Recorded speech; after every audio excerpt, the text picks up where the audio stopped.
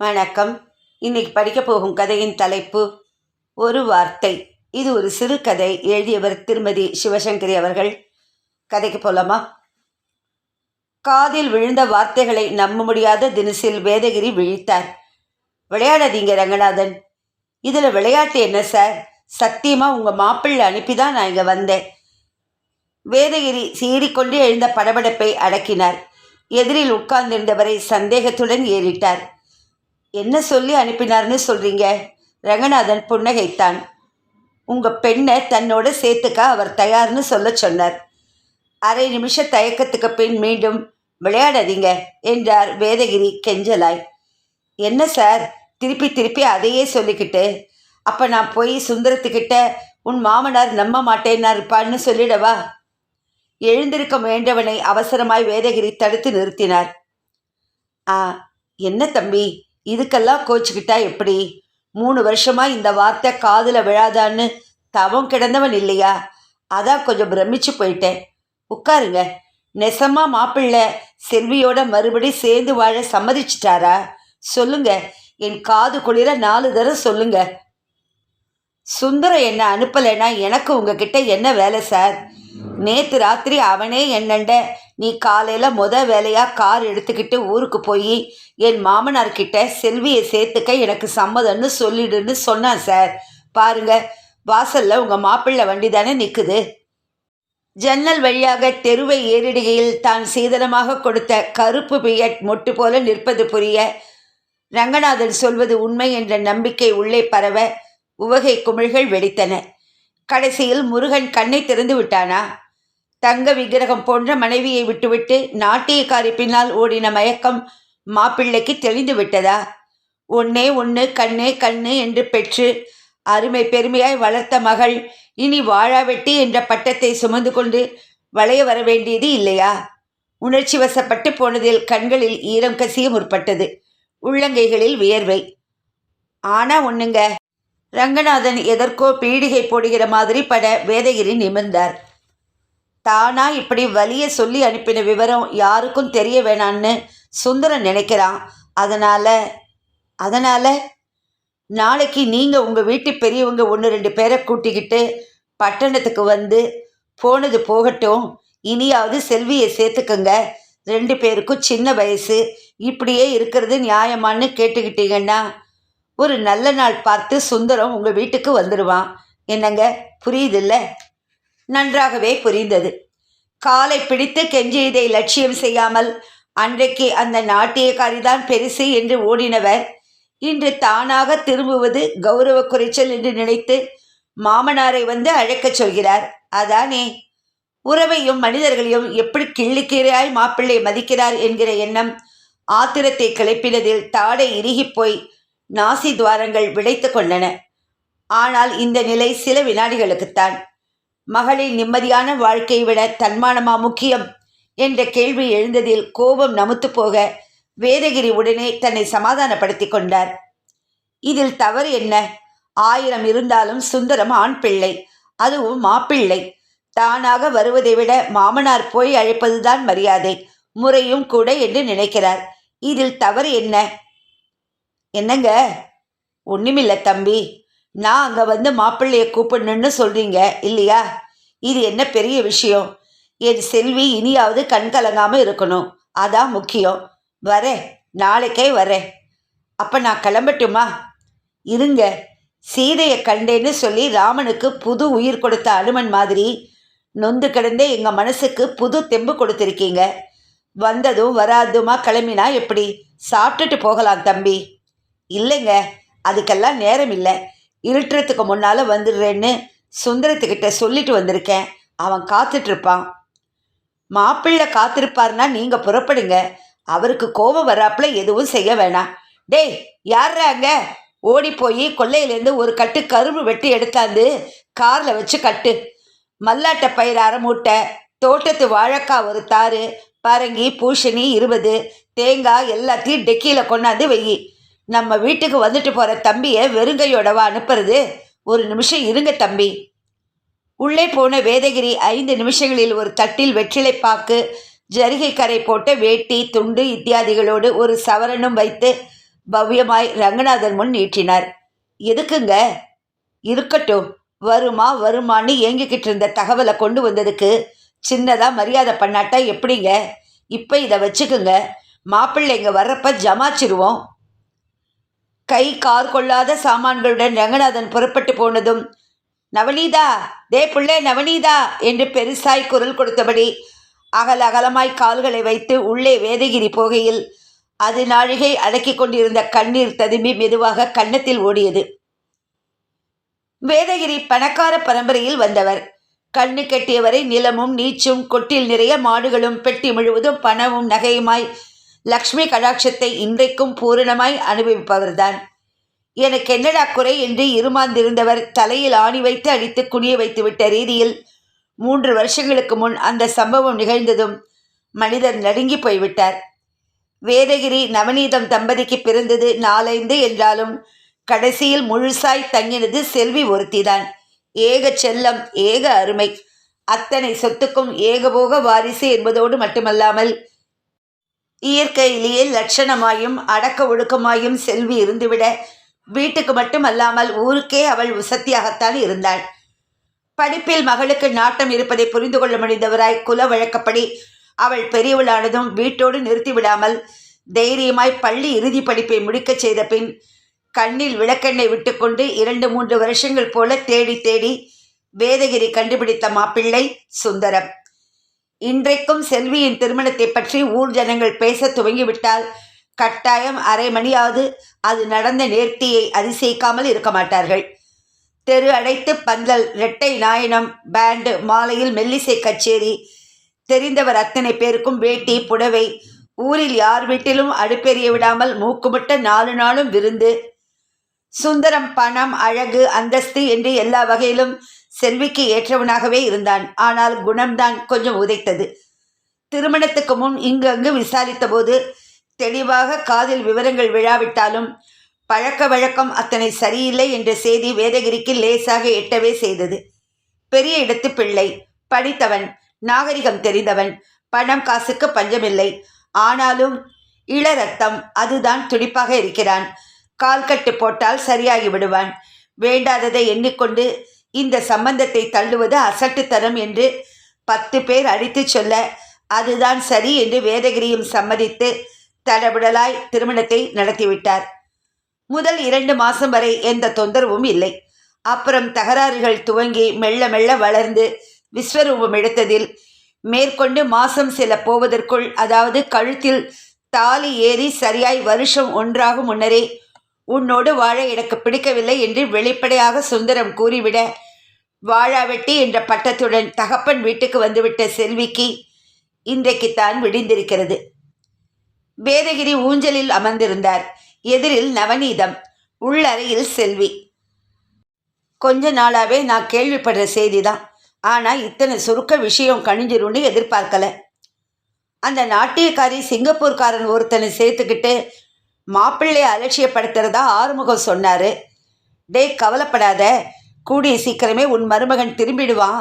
வேதாளம் வேற முருங்கை மரத்தில் ஏறிக்குச்சின்னு அவர் சொன்னப்போ சும்மா நம்ம சமாதானப்படுத்த பேசுகிறாருன்னு நினச்சேன். இல்லை, மாரியாத்தா கண்ணை திறந்துட்டா. மாப்பிள்ளை இப்போ எங்கே இருக்காராம்? அவங்கள பெற்றவங்க வீட்லையா? இல்லையா, ரங்கநாதன் தம்பியை ரகசியமாக விசாரித்த ஹோட்டலில் அறை எடுத்துக்கிட்டு இருக்காரு. அங்கேயே வந்து பார்த்துருங்கன்னு சொல்லிச்சு. மருமகளை சேர்க்காம வீட்டுப்படி மிதிக்கக்கூடாதுன்னு சம்பந்தி சொல்லிட்டாருல்ல, அதான் மாப்பிள்ளை பட்டணத்திலேயே தங்கி இருக்காரு. மனசு மாறி திரும்ப அந்த ராட்சசிக்கிட்ட அவர் போயிடுறதுக்கு முன்னால் நீங்கள் போய் இங்கே கூட்டுட்டு வந்துடுங்க. நாம் மலையா நம்பின முருகன் கைவிடலை. பொங்கிக்கிட்டு இருந்தே என் வயிறு இப்போதாங்க குளிர்ந்துச்சு. யாருக்கு எந்த ஜென்மத்தில் என்ன தீங்கு பண்ணமோ நம்ம குழந்தைய அது வாட்டி எடுத்துருச்சு. இனி போனதை ஒரு கெட்ட கனவாக நினச்சி ஒட்டுக்க மறந்துடுவோம். முதல்ல ஜோசியர் வீட்டுக்கு போய் நல்ல நாளை குறிச்சிட்டு வாங்க. உங்கள் மாமா அத்தையும் கலந்துக்கிட்டு மாப்பிள்ளையை சந்தித்து நீங்கள் பெரிய மனசு பண்ணி ஊருக்கு வரணும். செல்வி ஏதாச்சும் தப்பு பண்ணியிருந்தா மன்னிச்சு ஏற்றுக்கணும்னு கேட்டுக்கிட்டு நல்ல நாளையும் சொல்லிட்டு வாங்க. சிரிப்பும் அழுகையுமாய் நீளமாய் பேசினவள் நினைத்து கொண்டு சாமி அறைக்கு சென்று விழுந்து வணங்கினாள். முருகா, என் கலியை தீர்த்த பெருமானே என்று அரற்றி மீண்டும் மீண்டும் நமஸ்கரித்தாள். அந்த வெள்ளிக்கிழமை எளிதில் கிடைக்காத அருமையான சுபதினம். பிரிந்தவர்கள் கூடி தங்கள் புது வாழ்வை துவங்க அமர்க்களமான நாள் என்று ஜோசியர் குறித்து கொடுக்க 2 பெரியவர்கள் தாம்பூலம் சகிதம் மாப்பிள்ளையை அழைக்க அன்று மதியமே வேதகிரி புறப்பட்டு போக சேதி பரவி ஊர் பெண்கள் படியேறி வந்து நவநீதத்தை சூழ்ந்து கொண்டார்கள். என்ன நவநீதம், மாப்பிள்ளை வரப்போறார் போல இருக்கு. செல்வியோட தாலிக்கு பலம் அதிகம்தான். அவ பொறுமையும் தெய்வ பக்தியும் கைவிடலை பாத்தியா? வெள்ளிக்கிழமை காலையில் மாரியம்மன் கோவிலில் விசேஷ பூஜைக்கு ஏற்பாடு பண்ணிடு நவநீதா. பெருசாக ஒரு பூசணிக்காய் எடுத்து வந்து உன் பெண்ணையும் வீட்டையும் சுற்றி திருஷ்டி கழிஞ்சுதுன்னு நடுத்தெருவில் போட்டு உடைக்க சொல்லு. ஆமாம், செல்வி எங்க கண்ணிலேயே காணோம். புருஷன் வரப்போகிற சந்தோஷத்தில் தனிச்சு உட்காந்து ஏதாவது கற்பனை பண்ணிட்டு இருப்பா. மாப்பிள்ளை சம்மதித்து விட்ட செய்தியுடன் அன்றிரவு பட்டணத்திலிருந்து வேதகிரி திரும்பியதும் வீடு கல்யாண களை கட்டி போனது. நாளைக்கு சம்பந்தி வீட்டில் போய் விவரத்தை சொல்லிட்டு அவங்களையும் அவசியம் வெள்ளிக்கிழமை வாங்கன்னு கூப்பிட்டுட்டு வரணும். இன்னும் சரியாக 4 நாள் தான் இருக்குது. மாடி அறையை ஒழிச்சு கந்தப்பனை வெள்ளை அடிக்க சொல்லணும். பெருமாள், அம்மா கிட்ட கலந்து பேசி மளிகை சாமான் எல்லாம் லிஸ்ட்டு போட்டு வாங்கிக்க. வேலைக்கு ஒரு ஸ்வீட்டு காரமாக சமையல் அமக்கலமாக இருக்கணும். ஆச்சாரி கிட்ட சொல்லி புதுசாக நகை பண்ண அவகாசம் இல்லை. அதனால் நாளைக்கு சம்பந்திகளை அழைக்க போகிறப்போ பட்டணத்துக்கும் போய் நல்லதா மாப்பிள்ளைக்கு ஒரு செயின், செல்விக்கு முத்துச்சருன்னு ஏதாச்சும் வாங்கிடலாமா? என்ன சொல்கிற நவநீதா?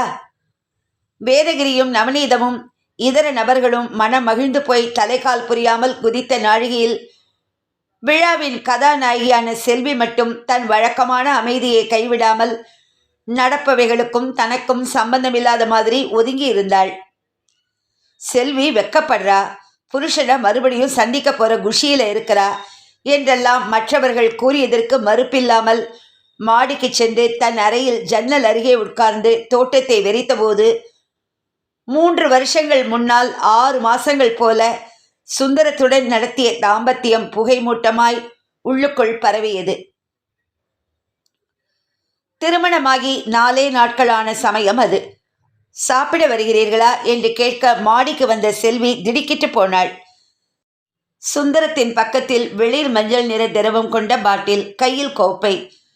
பிறந்த வீட்டில் ஒருத்தருக்கும் குடிப்பழக்கம் இல்லாவிடினும் சினிமாக்களில் பார்த்தும் பத்திரிகைகளில் படித்தும் அதை பற்றி நிறையவே தெரிந்து வைத்திருந்ததால் சின்னதாக படபடா. என்னங்க இது? எது? கையில் என்னமோ வச்சிருக்கீங்களே. ஓ, இதுவா? சாப்பிட்றதுக்கு முன்னால் ஒன்று போட்டுக்கிட்டா கும்முன்னு இருக்கும், உடம்புக்கு நல்லது, டானிக் மாதிரி சாப்பிடுங்கன்னு டாக்டரே சொல்லியிருக்கார். நீயும் கொஞ்சம் சாப்பிட. மேற்கொண்டு 1 வாரம் போவதற்குள் 2-4 நண்பர்களை அழைத்து வந்து குடிக்க முற்பட இப்போது நிஜமாகவே செல்வி ரொம்பவும் பயந்து போனாள். வேணாங்க, கீழே அத்தை மாமா இருக்கிறத மதிக்காம என்ன பழக்கங்க இது? தயவு பண்ணி விட்டுடுங்க. சுந்தரம் பதில் கூறாமல் சிரித்துவிட்டு அலமாரியிலிருந்து புது பாட்டிலை எடுத்துக்கொண்டு நண்பர்கள் இருந்த அறைக்கு சென்றான். கால் கட்டு போட்டால் சரியாயிடுவான்னு நம்பினோம். 10 நாளில் பழைய குருடி கதவை திருடின்னு எல்லாம் தொத்திக்கிச்சு. நீயாவது நல்ல வார்த்தை சொல்லி பாரும்மா. கண்கள் கலங்க சுந்தரத்தை பெற்றவள் கெஞ்சின போது இது புது பழக்கம் இல்லை, ரொம்ப நாட்களாகவே உள்ளது என்பது புரிய செய்வதறியாமல் மாமியாருடன் சேர்ந்து கண்ணீர் வடித்தாள். 1 மாசத்துக்குள்ளேயே புருஷனின் குணம் துல்லியமாய் புரிந்துவிட்டது. தன் சுகம் இதுதான் முக்கியம். மற்றபடி பெற்றவர்களும் தாலி கட்டினவளும் எக்கேடு கட்டி எருக்கு முளைத்து போனாலும் கவலை இல்லை என்கிற மனோபாவம். குடித்துவிட்டு பாதி நாட்களுக்கு ஒழுங்காக சாப்பிட வராமல் கூத்தடிப்பான். போதை அதிகமாக இருந்தால் காரணமில்லாமல் கத்தி சண்டை போட்டுவிட்டு நண்பர்களுடன் எங்கேயாவது போய்விடுவான். அத்தி பூத்த மாதிரி நிதானம் இருக்கும் நாட்களில் படுத்தல் வேறு விதமாய் இருக்கும்.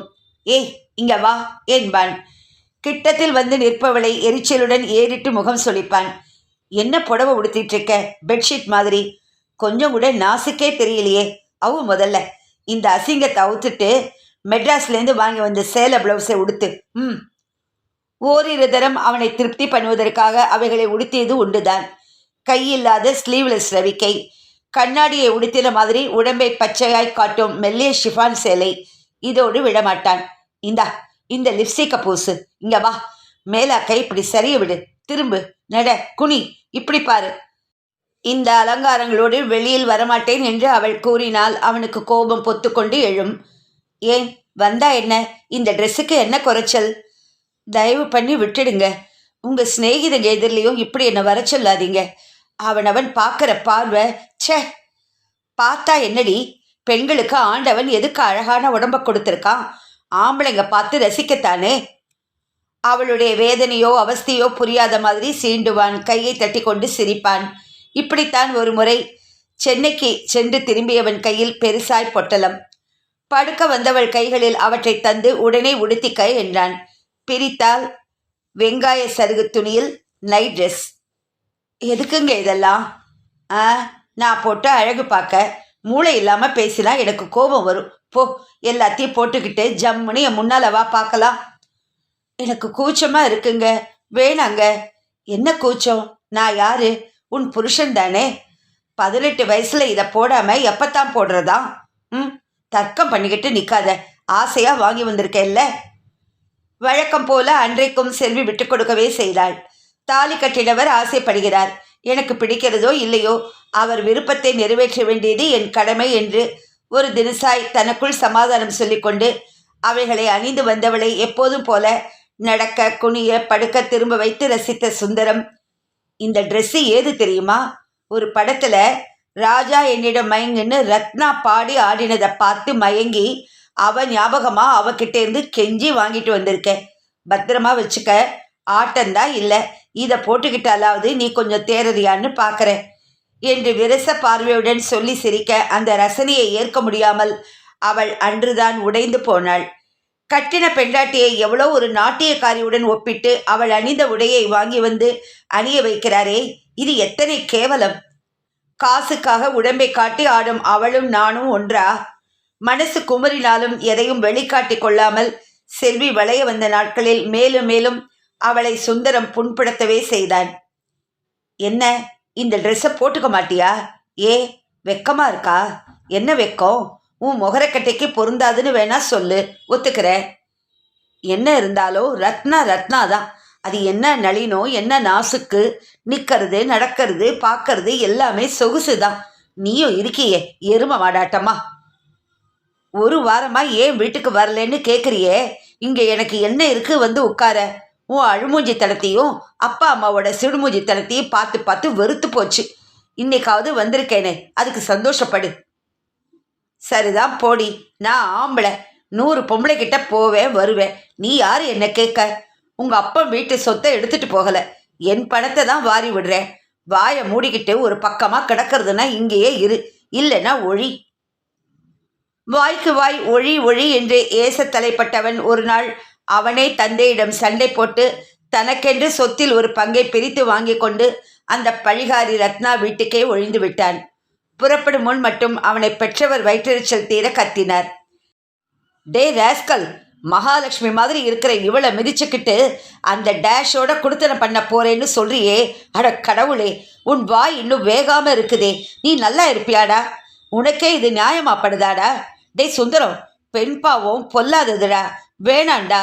அந்த கழிஷடைக்கு எவ்வளோ கொடுக்கணும்னு விரும்புறியோ அதை அவன் முகத்தில் வீசி எரிஞ்சிட்டு இங்கேயே வந்துடுடா.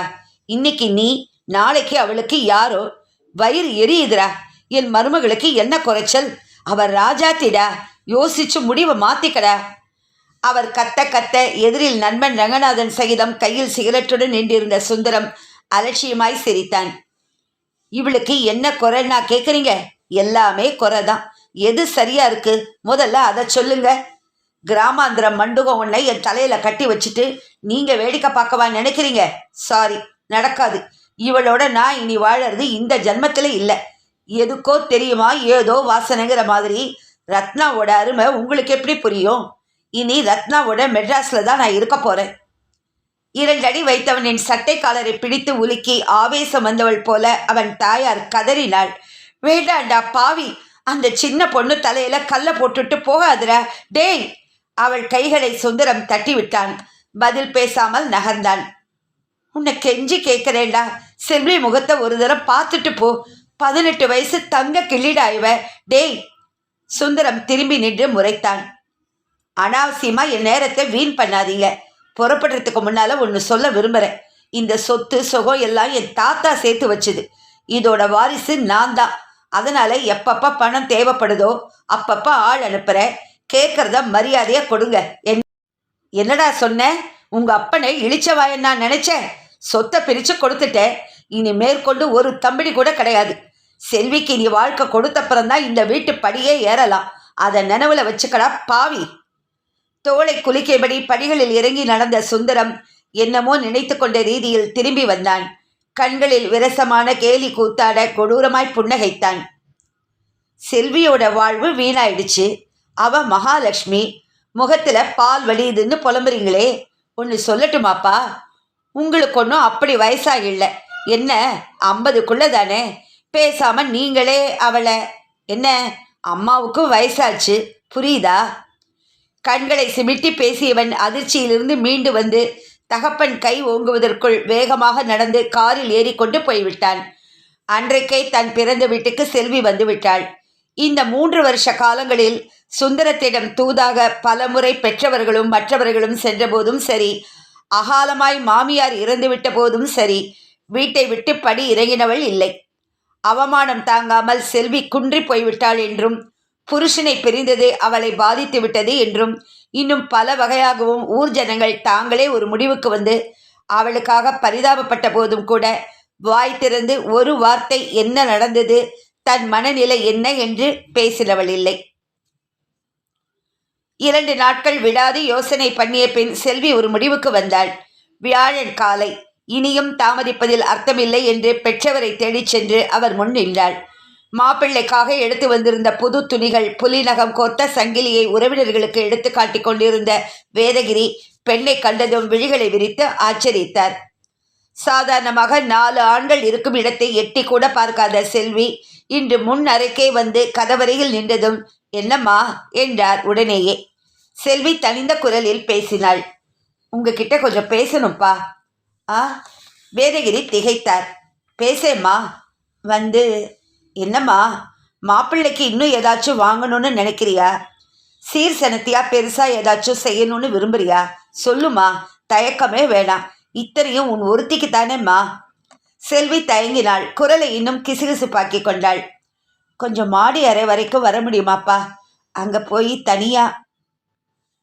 மாடி அறையில் கட்டில் கிட்டில் சரியாக இல்லையோ? 3ஆம் மனிதர்கள் எதிரில் சொல்ல கூச்சப்படுகிறாளோ? அதுக்கென்னம்மா, வா போவோம். மகள் பின்தொடர போட்டது போட்டபடி கிடக்க வேதகிரி மாடிக்கு போனார்.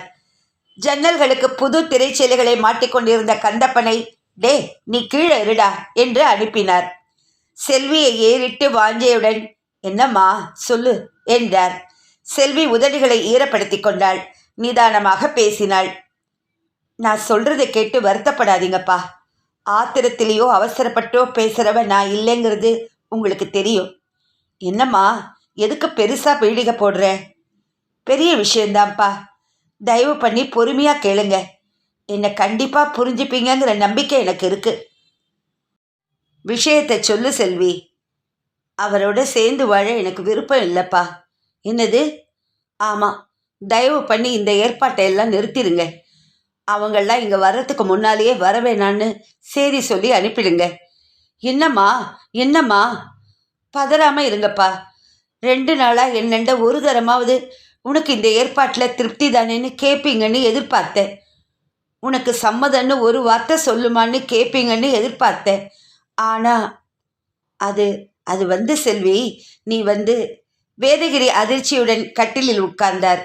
கைகளில் தலையை தாங்கிக் கொண்டு, முருகா, என் அப்பனே முருகா என்று அரற்றினார். அரை நிமிஷம் மௌனத்துக்கு பின் செல்வி பேசினாள். 3 வருஷமா யார் என்ன கேட்டும் சொல்லாத விவரங்களை உங்ககிட்ட மட்டும் இப்போ நான் சொல்ல போகிறேன்ப்பா. என்னை விட்டுட்டு அவர் அந்த நாட்டியக்காரி பின்னால் போனாருங்கிறது என்னை உடைக்கலை. ஆனால் அதுக்கு முன்னாலேயே அவர் பேசின பேச்சுகள், நடத்தின விதம் என்னை துண்டு துண்டாக வெட்டி போட்டுடுச்சுப்பா. அசிங்கமாக உடம்பு தெரிகிற உடைகளை போட்டுக்க சொல்லி ரத்னா மாதிரி ஆடுன்னு கட்டளை இடுவார்.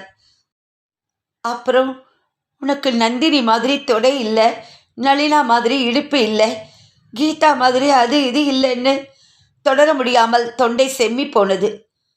தான் இது நாள் வரை அனுபவித்த பெண்களோட அங்க லாவண்யங்களை அணு அணுவா வர்ணிச்சு என்னை ஒரு புழு மாதிரி நெளிய வச்சு நண்பர்கள் எல்லாம் என்னை வெறிச்சு பார்த்து தொட்டா கூட அதனால என்னன்னு என்னையே திட்டி இதை எல்லாத்தையும் கூட தாங்கிக்கிட்டேன்ப்பா. ஆனா ஆனா அவர் போற அன்னைக்கு தகப்பனாரை பார்த்து தாயார் முன்னால வேணும்னா நீங்களே இவளை வச்சுக்கோங்கன்னு சொல் சொல்லு செல்வி விசும்ப முற்பட, போதுமா எம்மாடி நிறுத்திடுமா என்று வேதகிரி அலறினார். இத்தனை வேதனையும் உள்ளுக்குள்ள வச்சுக்கிட்டு ஒண்டியா அவஸ்தைப்பட்டு ஏமா அப்பவே ஒரு வார்த்தை சொல்லியிருக்க கூடாதா? அப்பவே செல்வி கண்களை துடைத்து கொண்டாள். அப்ப சொல்லாத அந்த ஒரு வார்த்தையை இப்ப சொல்றேன்ப்பா. எனக்கு அவர் கூட வாழ சம்மதம் இல்லை. மனைவி கிட்ட அன்பு செலுத்த தெரியாததோட முக்கியமா அவள் உணர்வுகளை மனுஷத்தனத்தோடு மதிக்க மறுக்கிறவரை என் புருஷனா ஏத்துக்க நான் விரும்பல. அவளை விட்டுட மாட்டார்னு நிம்மதியா இருந்தேன். ஆனா இப்ப அந்த நிம்மதியும் போயிட்டதும் தான். நிஜத்தை எது நோக்காம ஓடி ஒளியறது கோழத்தனன்னு புரிஞ்சு போச்சு. தயவு பண்ணி நான் மேலே படிக்க அனுமதிங்க. என்ன இனி உங்க மகனா எண்ணிக்குங்க. என்னப்பா என்ன புரிஞ்சுக்கிறீங்கல்ல? பயம் கலந்த எதிர்பார்ப்போடு பேசியவளை வேதகிரி ஒரு நிமிஷம் அப்படியே நின்று அழுந்த பார்த்தார். பின் பதிலாக எதுவும் கூறாமல் வேகமாக கீழே இறங்கி வந்தவர் நடுக்கூடத்தில் நின்று, யார்றாங்க? போய் சண்முகத்தை கூட்டி வா. பெண்ணுக்கு கல்யாணம் நிச்சயம் பண்ணிட்ட, சீர்சனத்தை செய்ய கையில காலனா இல்லைன்னு அழுதியடா. கவலைப்படாத. இந்தா புலிநகம் பதிச்ச சங்கிலி, ஜரிய வேட்டி, பட்டுப்புடவை வாங்கிட்டு போய் அமோகமா கல்யாணத்தை நடத்துன்னு ஆசீர்வாதம் பண்ணி கொடுக்கணும். ஓடு, உடனே கூட்டிட்டு வாடா என்று உரக்க வீடு முழுவதற்கும் கேட்கும்படி குரல் கொடுத்தார். இத்துடன் இந்த கதை முடிவடைந்தது. சிவசங்கரி அவர்களோட எழுத்து சொல்லவே முடியாது. ஒரு வார்த்தைங்கிற கதையை ஒரு வார்த்தையில் சொல்லவே முடியாது. அவ்வளோ ஒரு அருமையான கதை.